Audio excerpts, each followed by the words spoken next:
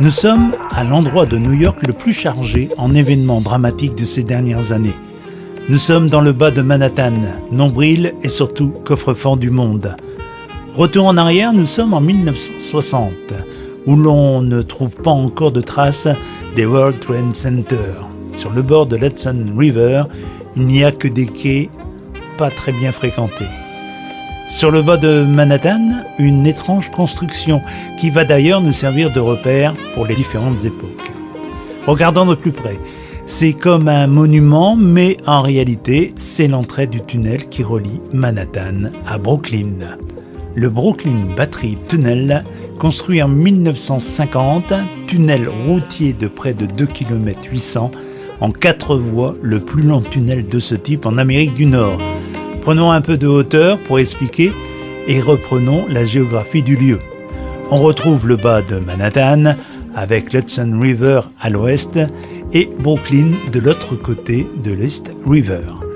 Puis une petite île que nous n'avons pas visitée, c'est l'île des Gouverneurs.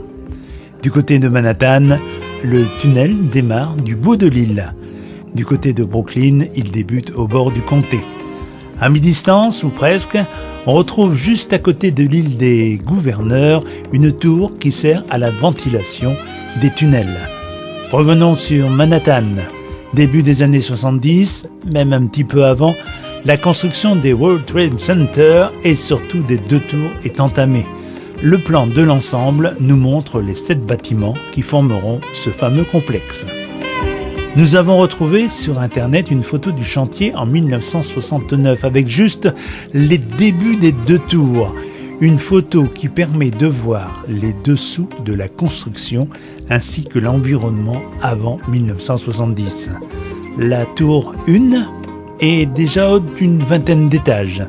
On peut remarquer la structure bien particulière des premiers étages. La tour 2, moins haute, nous permet de voir le système de construction des gratte-ciel de New York et même d'ailleurs. La structure principale est au centre du bâtiment où se trouvent les grues. Dans cet espace, on retrouve les escaliers, les ascenseurs, les gaines techniques et des toilettes. Ensuite, tout autour, on construit une structure légère qui sera la partie bureau, restaurant, suivant les étages. Les 2 tours ont chacune 110 étages sur un peu plus de 410 mètres de hauteur avec 99 ascenseurs et 6 sous-sols par tour. Derrière les futurs buildings, on trouve la voie qui fait le bord ouest de Manhattan, c'est West Street tout simplement. Les Américains ont toujours fait très simple pour le nom des rues. Juste après, on aperçoit les anciens quais devenus des endroits malfamés, comme dans les films louches sur New York. D'ailleurs, un nouveau quartier sera construit avec les remblais de construction des World Trade Center. Nouveau quartier financier, un de plus dans le bas de Manhattan. Puis en avançant encore, c'est l'Hudson River et enfin, au fond, le New Jersey.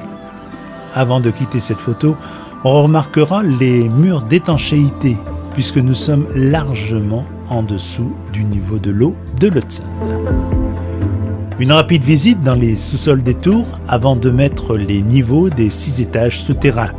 On retrouve les murs d'étanchéité et une des conduites avec les vannes que nous verrons plus tard, qui permettent de rejeter les infiltrations malgré les murs. Changement de côté, mais avec les mêmes ingrédients. Murs, conduits, vannes.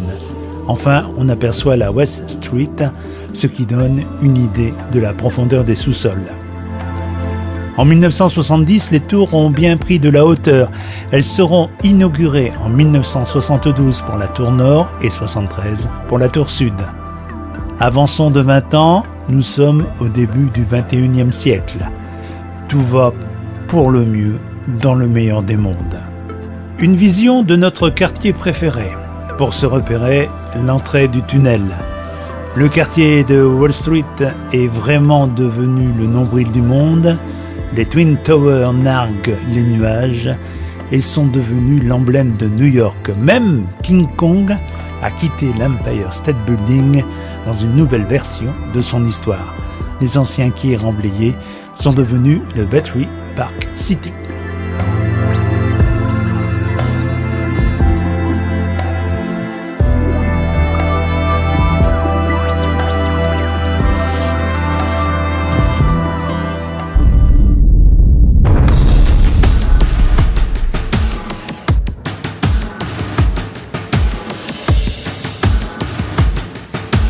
Motorola, one of its top competitors, is adding 5%. But one stock that could come under pressure is Boeing. Prudential has cut its 12-month... So you'd interview someone, and they will give you a different story each time. You can go to, you can go to some of the resorts in Jamaica. This just in, you were looking at obviously a very disturbing There's been some sort of explosion at the World Trade Center in New York City. One report said... I'm Brian Gumbel. We understand that there has been a plane crash on the southern tip of Manhattan. You're looking at the World Trade Center. A live picture from New York City. Apparently, a plane has crashed into the World Trade Center in New York. 8:52 with limited information at this point.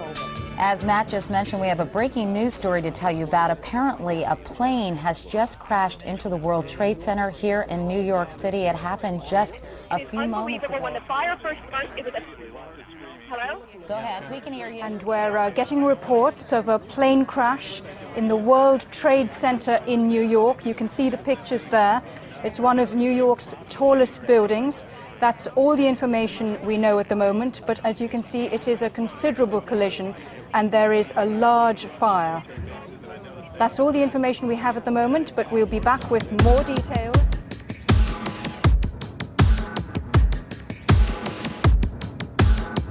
The emergency vehicles are there, understandably so, but of course the major concern is human loss. I mean, do you know if there were many people in the building? Oh, another one just hit.